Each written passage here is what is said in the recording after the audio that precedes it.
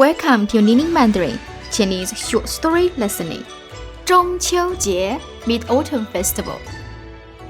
Listening question: 嫦娥是自愿飞去月亮的。嫦娥 flew to the moon willingly. My free ebook Chinese for Beginners bundle covers greetings, conversations, self-introductions, and more. You can download now by the link in description. 中秋节是中国4大传统节日之一。每年农历8月15是中秋节，这是一个家人好友团圆的日子。中秋节来自中国古代嫦娥奔月的传说。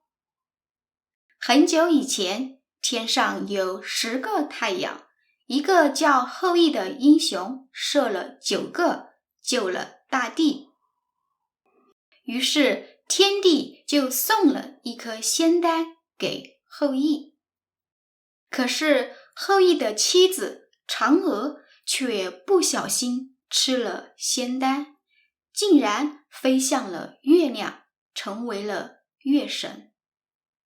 嫦娥走后，后羿非常想念她，就在每年的8月15做月饼，纪念嫦娥。后来这一天就成为了中国的中秋节。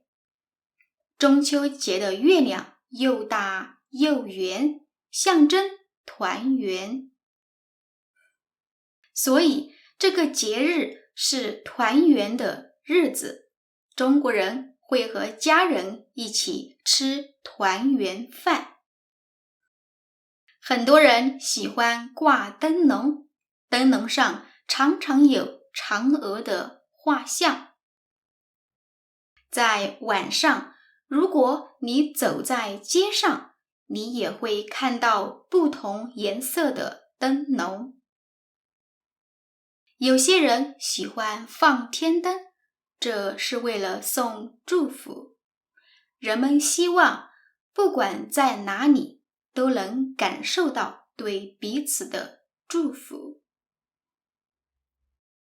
当然，人们也非常喜欢吃月饼，不管是家人、朋友还是公司同事，都喜欢吃月饼、送月饼。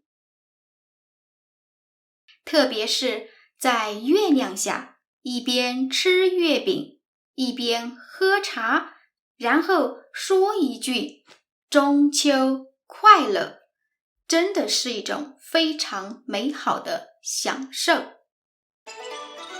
For more on the story and the festival, get my book, Chinese Conversations for Intermediate, on Amazon by the link below.